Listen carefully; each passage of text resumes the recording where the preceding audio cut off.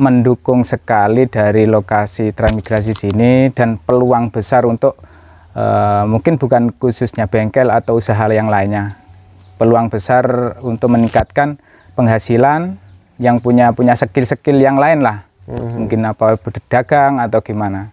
Terakhir dari untuk Pak Tumilan ini, kira-kira kalau misalnya ada warga gitu Pak, mau jalan-jalan ke sini dan mau pinjam pakai lahan kosong itu gimana sih prosedurnya Pak? Apakah harus izin ke desa dulu atau seperti apa?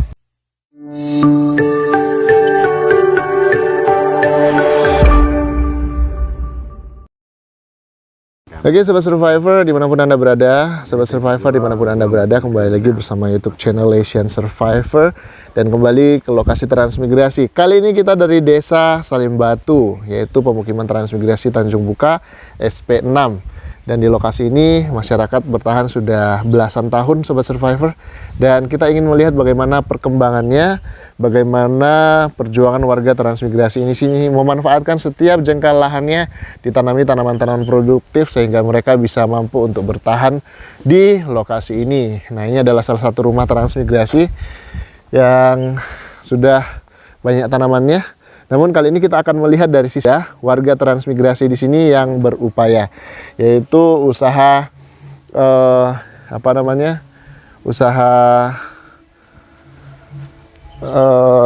bengkel ya, atau workshop bengkel. Dan sebelum kita ke sana, kita mau lihat dulu ini. Sini sudah ada instalasi jaringan listrik. Dalam beberapa waktu ke depan sudah ada listrik di lokasi ini. Tentunya sebuah progres yang baik dari pemerintah. Dan Sobat Survivor, kita masuk ke salah satu warga transmigrasi yang sudah belasan tahun menempati lokasi ini. Di siang hari yang terik kita mengunjungi warga di sini, dan di depan rumahnya sudah banyak sekali kerangka-kerangka motor yang apa ini? yang diparkir untuk diservis dari berbagai jenis, mulai dari 3 roda seperti ini, ada yang masih utuh sempurna seperti ini, namun ada juga yang sudah rusak-rusak. Nah, ini banyak sekali perkakas-perkakas yang digunakan. Assalamualaikum. Waalaikumsalam warahmatullahi wabarakatuh. Wah, di sini sudah ada Pak Tumilan, ada Pak Jumiran, dan juga ada warga trans yang kita mau tanya-tanya. Ya, mohon maaf, osmone sinten Pak? Sudarto. Pak Sudarto, asal Pacitan Ya, dari asal desa Pacitan. mana Pak? Asal Pacitan dari Desa Wonosidi, Kecamatan Tulaan. Oke, saya lihat di sepanjang depan rumahnya ini isinya motor-motor semua. Ini motor Bapak semua kah, atau gimana nih Pak? Bukan, motor warga transmigrasi ini. Oh gitu, mereka nitip untuk diperbaiki di sini Iya, Pak ya? betul. Biasanya paling banyak kerusakannya di mana tuh Pak biasanya? Biasanya di kondisi fisiknya Mas, fisik sama juga mesin, karena lokasi transmigrasi dengan kondisi medan kan, jadi banyak sekali mesin itu kurang terawat, jadi akhirnya banyak kerusakan-kerusakan yang bisa dinamakan agak Fatal ya. Ya seperti ini ya? Iya, betul. Jadi, ini warga punya semua nih Pak? Iya. Mereka di sini kalau beli motor itu lebih memilih second atau beli baru nggak sih Pak?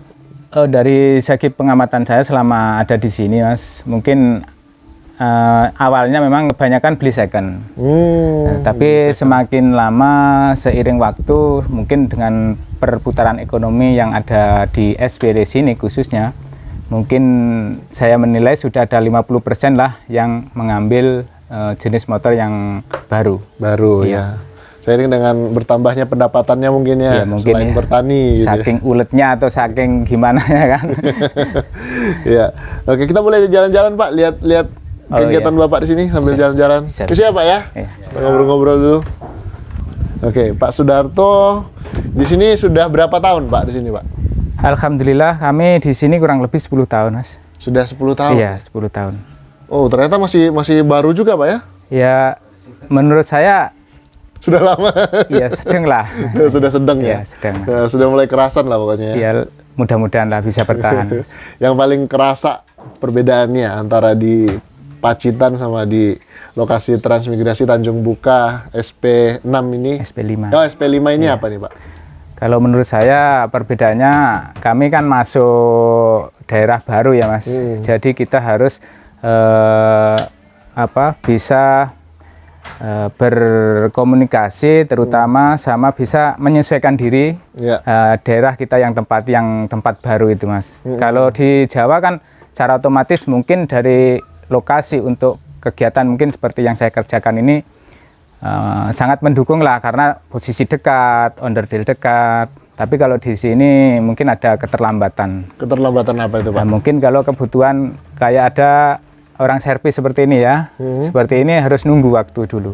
Oh. Jadi kita belanja dulu ke daerah kota. Tapi ya alhamdulillah pasien yang bisa sabar nunggu tetap aja bisa kita ambilkan dari Tanjung atau dari gitu. kota. Pak Darto di sini tinggal sama istri dan berapa anak sudah? Saya istri 1, anak 3. Nambah bahaya nanti. Iya. Anak 3 itu semua lahir di Pacitan kah atau? Kebetulan anak saya kelahiran Pacitan semua, Mas. Oh, Pacitan semua. Iya. Jadi semua sudah sekolah di sini ya? Sudah. Wah, luar biasa. Pak Darto kalau dari wajah masih muda sekali. Umur berapa sekarang, Pak? Umur 39. Wah, masih muda. Berarti nikahnya waktu masih belasan kemarin, Pak ya? 22. Oh, 22. Iya, Oke. 22. Jadi Sobat Survivor, kita lihat di sini kalau dilihat dari onderdilnya yang dilepas dan sebagainya ternyata bisa seperti perbaiki sampai ke mesin-mesinnya, Pak ya? Iya. Skill dari Pacitan kah atau latihan di sini? Iya. Kalau skill memang dari Jawa, Mas. Oh, dari Jawa. Kalau dari sini sebenarnya belum ada lah sifatnya kegiatan yang untuk pelatihan. Memang sempat ada sih informasi itu ada, tapi mungkin ada keterlambatan waktu saja, Mas. Iya, baik. Iya. Jadi kalau di sini, Pak, kalau seperti motor-motor gede gini, Pak, ini kan yang paling diandalkan untuk ngangkut-ngangkut Iya, barang nih, Pak, jasa material-material. Itu kerusakannya di mana, Pak, biasanya, Pak? Biasanya Mas, dari segi bodi ya, Mas. Dari bodinya, Pak, Bodi. ya? Oh, Jadi karena sangat sangat diandalkan, terus cuacanya di sini itu beda sama di Jawa. Jadi asamnya itu sangat kuat kan. Jadi banyak yang kropos-kropos itu kan. Oh ya, seperti ini, ya, Pak, bertagar itu kan. Bertagar ya. Iya, betul. Kalau gini udah berapa lama parkir di sini, Pak? Kalau itu mungkin ada hampir 2 mingguan ya. Apa kendalanya nih, Pak, kalau yang ini? Itu sebenarnya kalau kondisi mesin bisa jalan, tapi kalau buat angkutan ini bisa saja, cuman ndak bisa memuat untuk maksimal gitu kan.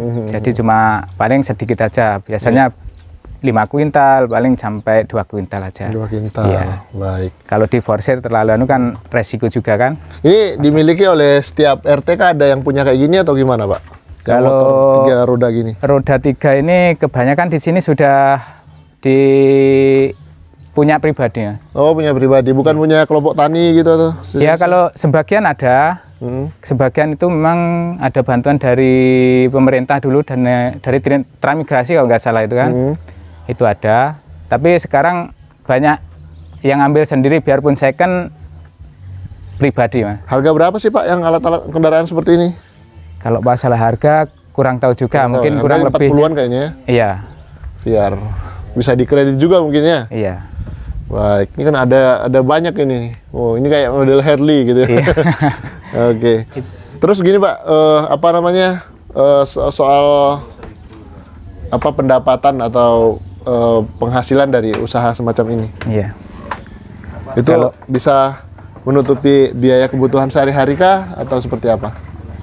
Kalau masalah pendapatan, Mas, sebenarnya saya dulu kan ada skill sih ada. Cuman karena saya pribadi melihat kondisi di daerah transmigrasi sangat memerlukan kondisi kendaraan bermotor yang rusak. Jadi saya tergugah, Mas. Awalnya memang fokus ke pertanian, tapi kami manfaatkan ilmu yang kami ada. Jadi pertama kita ambil untuk jasanya saja kan. Sambil ada kesempatan untuk bertani kah atau memang fokus di bengkel? Awalnya sih sambil tani, tapi lama-lama taninya ya masih bisa lah sebagian, kadang ada waktu kami sempatkan. Tapi karena banyak pasien yang mungkin agak lama, terus kondisi fisiknya ya mungkin bisa dilihat sendirilah seperti itu, jadi mungkin memerlukan waktu agak lama kan. Iya, betul. Iya.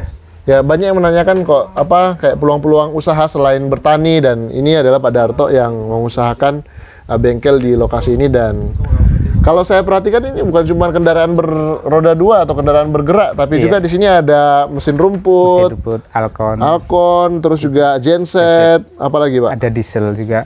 Ada diesel, ada robot Pak di sini Pak? Enggak ya? Robotnya sudah lari. Ada yang sudah kayak petani udah menyerah, udah nggak usah diperbaiki lagi, buat taruh situ aja, buat besi tua aja. Kadang-kadang ada juga Mas, karena kalau di sini memang sempat saya sarankan sama yang punya juga kan, dengan kondisi seperti ini gimana kalau diperbarui mungkin menghabiskan biaya sekian, kalau beli baru habisnya sekian, jadi ndak langsung kami kerjakan juga kan kalau memang parah. Iya. Makanya kadang-kadang masih ada yang sisa itu kadang-kadang ya dibikin di barang rongsok gitu, ya. Rongsok gitu. Oke, baik. Nanti ke depannya pastikan terpikir untuk mengembangkan usaha ini ke lebih besar lagi. Apa yang diupayakan oleh Pak Darto? Ya, mudah-mudahan ke depannya bisa berkembang Mas. Jadi di sini dengan perputaran ekonomi yang ada, mungkin khususnya lingkupnya SP5 dan SP6 mungkin yang satu hamparan kan. Harapan kami ya bisa membuka peluang ya, termasuk bukan cuma saya saja Mas. Apalagi di sini kan banyak mungkin yang punya skill tapi belum terlihat. Ayolah kita bersama-sama gitu loh Mas. Iya, sepakat. Kadang-kadang ada juga nggak sih Mas yang apa? Udah saya jual sama jenengan aja motor saya gitu, nanti saya beli baru. Ya memang kadang ada, tapi kadang-kadang ya saya carikan pembeli kalau memang ada. Oh, kalau ada ya. gitu ya. Jadi mungkin itu bisa jadi usaha tambahan, jual beli motor bekas gitu ya. Iya. Atau sewa motor bekas gitu ya. Oke, baik. Jadi Sobat Survivor ini semoga menjawab pertanyaan Sobat Survivor. Yang saya masih penasaran Mas, ini kan kolamnya jenengan ya? Iya, kolam, tapi bukan kolam anu Mas. Isi ikan apa nih Mas di sini? Itu ikan gabus masuk sendiri. Oh, ikan betik itu ada itu? Ada. Oh gitu, ada ikan betik, ada ikan sepatnya ya? Iya, itu awalnya memang bukan bikin kolam, diambil, diuruk, dibuat timbunan aja. Oh, karena gitu. kondisi sini kan becek kan Mas, jadi kami upayakan menaikkan tanah supaya biar agak kering dia. Iya, ini Mas pertanyaan yang banyak ditanyakan juga sama warga dengan usaha Masnya seperti ini, usaha Bapak Darto seperti ini. Iya. Ini memungkinkankah untuk Pak Darto untuk udah nggak berpikir kemana-mana lagi, bertahan di lokasi ini dan berjuang bersama warga transmigrasi lain? Insya Allah kami masih optimis Mas, masih optimis karena apa? Di sini itu lokasi mungkin kebetulan di sini itu sangat-sangat mendukung sekali dari lokasi transmigrasi sini dan peluang besar untuk mungkin bukan khususnya bengkel atau usaha yang lainnya, peluang besar untuk meningkatkan penghasilan yang punya skill-skill yang lain lah, mungkin apa berdagang atau gimana. Iya, jadi masih diupayakan terus apa yang bisa dikembangkan lagi Mas ya ke depannya. Betul. Luar biasa. Baik, kita kesana lagi, kita ngobrol-ngobrol lagi dengan Pak Jumiran yang kebetulan menunggu di sana. Oh, iya. Amin Pak. Oke, terima kasih banyak ya Pak Darto ya. Sama-sama. Kebetulan kita lagi ngobrol bersama Pak Tumilan di sini dan juga Pak Jumiran gitu. Oke, Pak Jumiran mungkin sedikit apa namanya masukan atau sedikit info dari Pak Jumiran yang mungkin membedakan lokasi ini dan juga di lokasinya Pak Jumiran di SP10 apa kira-kira? Ya lebih jauh beda Mas. Jauh bedanya gimana? Sini kan airnya nggak masuk lah di sana. Masuk no. Ya enggak. Pak Tumilan masuk kan Pak ya? Ya dulunya sama Mas, kurang lebih. Oh, iya. Masuk. Karena di sini kan parat sudah tertata. Iya. Sama kurang lebih. Tapi kalau di SPSU semakin tinggi nih. Ya memang bedanya sedikit aja. Soalnya di jalan itu sampai nyebrang jalan. Ya. Sekarang di SP10 itu. Mungkin butuh proses panjang gitu ya. Iya. Butuh kesabaran Pak Jumirannya. Ya, sabar pokoknya saya. Dan semoga ke depan bisa jauh lebih baik dari lokasi-lokasi yang sudah kita kunjungi ya Pak Tumilannya. Oke. Ini mungkin boleh mikrofonnya dikasih ke Pak Tumilan sebentar sebelum kita closing nih Pak Tumilan kan sebagai RT di salah satu lokasi di sini kan Pak ya? Betul. Kalau sejauh mana apa namanya atau mungkin pertanyaannya gini Pak, apa namanya usaha-usaha apa lagi nih Pak yang kira-kira bisa prospek bisa dikembangkan di lokasi ini selain pertanian dan perbengkelan yang dikembangkan oleh Mas Darto tadi? Kalau di sini itu sebenarnya kalau saya sih Mas berpikir menunggu waktu ya. Menunggu waktu apa ini Pak? Artinya setelah nanti listrik ini sudah normal nyala, mungkin masyarakat mau usaha apapun yang mungkin apa ya untuk pendukungnya, yang mungkin yang ibu-ibu bikin kue seperti itu. Contohnya kan harus pakai arus listrik, itu mungkin dengan sendirinya nanti akan berjalan tuh Mas. Tapi berkaca dengan salah satu satuan pemukiman yang sudah ada listrik sejak dulu ini Pak, seperti SP7 dan SP1. Namun memang ada kondisi-kondisi tertentu kah yang membuat tidak bisa berkembang banyak atau seperti apa nih Pak? Memang beda. Artinya ini kami bicara SP5 dengan SP7 kan. Kalau SP7 memang kalau kami lihat sekarang ini bedanya memang ya mirip-mirip di SP10 karena memang air sana memang tinggi sih. Kalau di sini memang apakah memang daratannya atau bagaimana? Ternyata di sini tuh contoh kemarin yang musim banjir itu loh Mas. Di Trasnawang itu banjir, di SP6, 34 itu banjir. Di sini tuh alhamdulillah tuh masih sebatas air lewat langsung hilang dulu. Iya. Tuh bedanya. Tapi fenomena ternyata tetap sama Pak ya? Banyak Sama. menggunakan lahan maksudnya. Sama.